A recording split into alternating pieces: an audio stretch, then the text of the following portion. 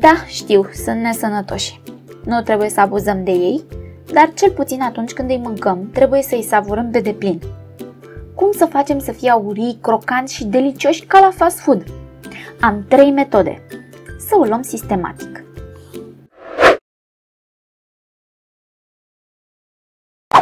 Ingrediente: cartofi, ulei, sare. Să vorbim un pic despre cartofi. Sunt mii de soiuri de cartofi în această lume. Unele bune pentru prăjit, altele pentru copt sau piure, altele pentru fiert și așa mai departe. Dar în piețele din România se vând doar cartofi albi și cartofi roșii. Prin urmare, cum ne dăm seama care sunt buni? Acesta este un lucru foarte important, pentru că dacă nu utilizăm cartoful potrivit, acesta nu va ieși crocant. Cartofii roșii sunt, statistic vorbind, mai buni de prăjit. Trebuie să se simtă grei, îndesați și tari la apăsare, iar înăuntru trebuie să fie gălbui, nu albicioși. Carnea trebuie să fie mată și să se simtă uscată, adică cartoful trebuie să conțină cât mai puțină apă. Dacă este lucios înăuntru și se simte umed, cartoful nu e bun de prăjit. Nu voi specifica cantități exacte în această rețetă pentru că nu este nevoie. Fiecare își curăță câți cartofi crede că mănâncă. Dacă găsiți vreun cartof cu părți verzi, acestea trebuie tăiate adânc și aruncate pentru că părțile verzi sunt toxice. Curățăm bine și toate punctele negre pe care le mai găsim. După ce i-am spălat, trebuie făcuți pai. Puteți folosi, bineînțeles, un cuțit normal pentru asta. Eu am acest aparat special care este mai rapid.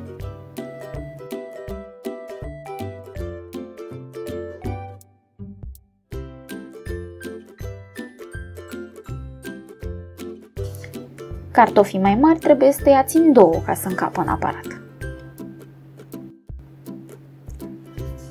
Spălăm bine cartofii pai.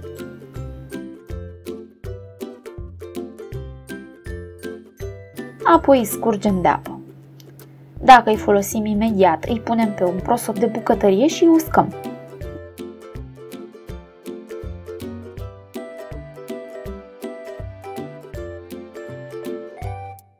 Dacă nu, îi ținem în apă rece până îi folosim.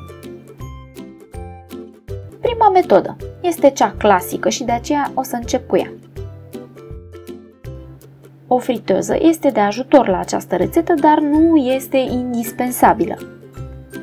În schimb, unul dintre secretele cartofilor prăjiți este uleiul, mai precis cantitatea lui. Trebuie să fie mult. Cartofii trebuie să înnoate în el. Și nu umpleți vasul în care prăjiți mai mult de 2/3 pentru că va da pe afară în timpul prăjirii. Dau drumul la friteză să se încălzească uleiul și setez temperatura la 120 de grade Celsius. Iată-l, cel mai mare secret al cartofilor prăjiți. Nu se pun cartofii în uleiul încins în niciun caz. Uleiul trebuie să nu sfârie deloc când punem cartofii, doar să facă câteva bule. După vreo 30 de secunde începe sfârâiala. Ce se întâmplă de fapt? Umiditatea din cartofi începe să se evapore.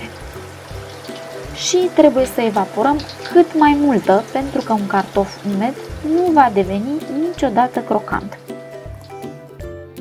După vreo 10 minute, cartofii s-au ridicat la suprafață. Sunt mai ușori acum, iar sfârâiala uleiului s-a mai domolit. Așa știm că prima etapă s-a încheiat. În această primă fază, cartofii nu trebuie să se coloreze niciun pic. Scoatem cartofii pe un prosop de hârtie.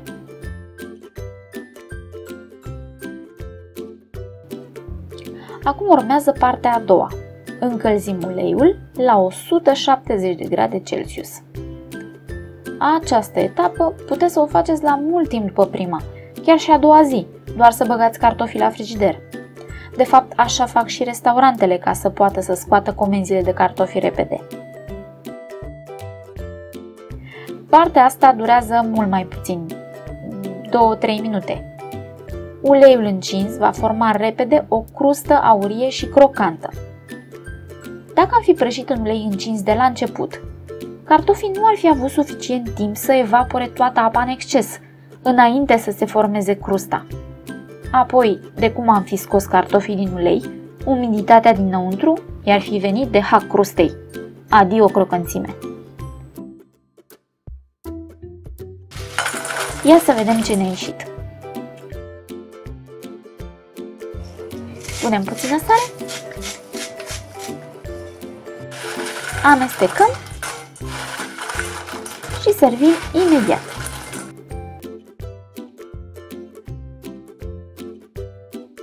Da, cartofi crocanți și delicioși.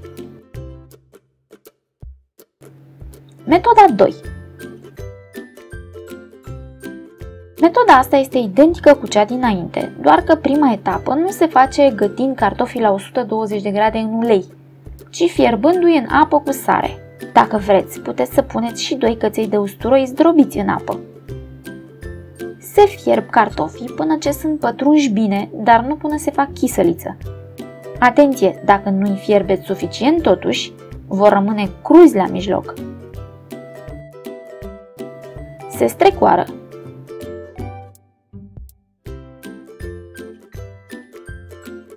Se pun răsfirați pe un prosop de hârtie și se lasă până ce iese tot aburul din ei. Se prăjesc apoi la 170 de grade Celsius câteva minute până ce prind o crustă frumoasă.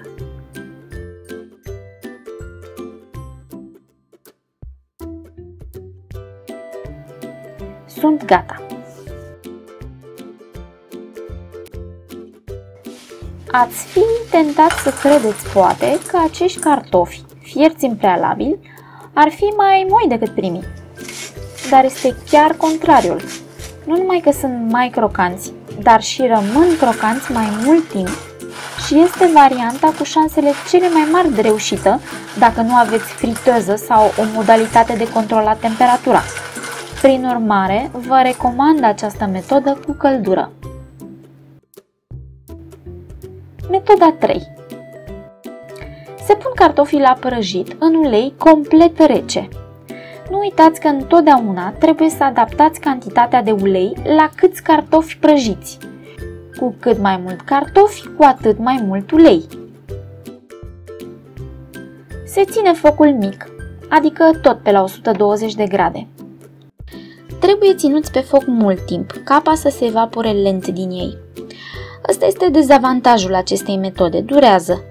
Mie mi-a luat cam 20 de minute aici pentru o porție. Evident, dacă faceți mai mulți cartofi, durează mai mult. Apoi, pentru ultimele 3-4 minute, se dă focul mare ca să se formeze crusta crocantă.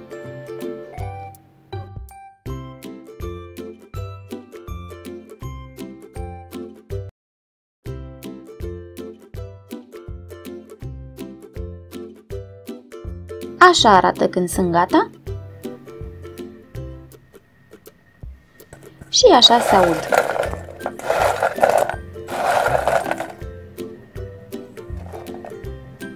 Dragii mei, asta a fost tot pentru astăzi.